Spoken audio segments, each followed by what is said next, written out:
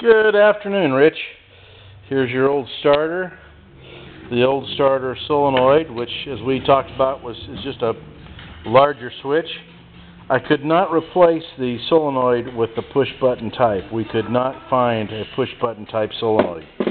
So I'll have to teach you another trick for starting your engine. Here's your old spark plug wires, the old plugs. Of course, we had those out at your place and looked at each of the ends of those. Which will tell you, if this was white, then that would tell me we're running too lean. If it was dark and black and wet, it would tell me we're running too rich a mixture of gasoline. Here's the old rudder button, which distributes the spark to the proper cylinders at the proper time. And it was rusted onto the distributor. As I mentioned, it was full of rust and sent some pictures. The old breaker points, and as you can see, well, you can actually see there's a hole right through the right through the points. So they were burned up beyond all recognition. Foubard, which is a military term, fouled up beyond all recognition. These points open and close on a cam in the distributor, and this is the little plastic piece right here that I referred to that runs against the cam.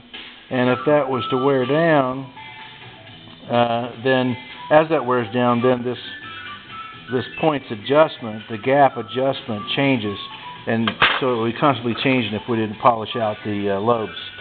And here's the old distributor cap, which if we maybe had a little more lights, you could see that all these terminals are green. Oh, and the old condenser, which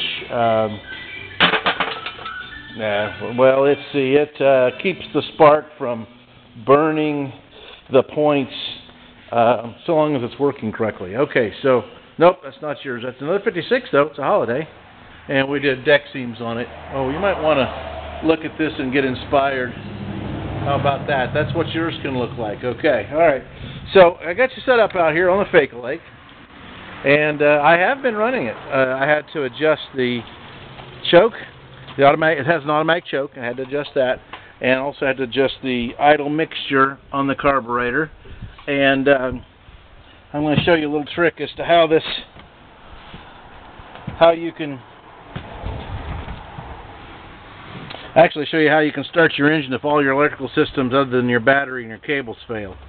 I've got a little jumper here, and it's going to the positive side of the coil. And I'm going to put that down here where the battery cables are.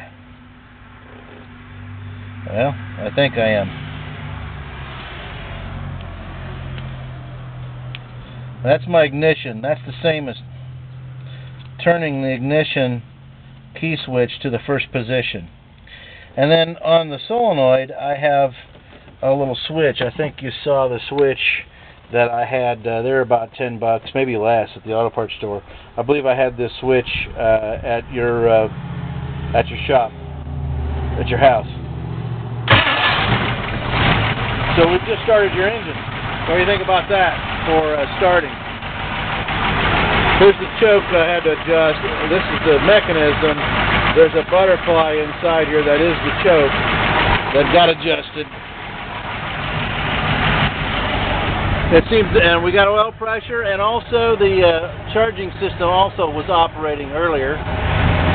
Oh yeah, there it goes. And it's pretty responsive to the throttle. And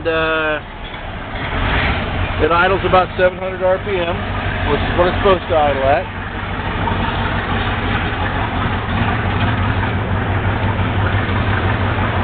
And we're going to come on back here.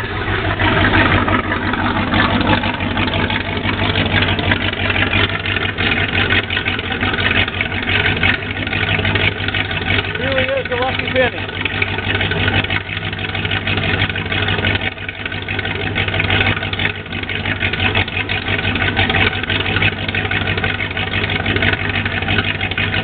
So after 10 years, we're going to put some gas fuel additive in. After 10 years, this engine has sprung back to life. How about that?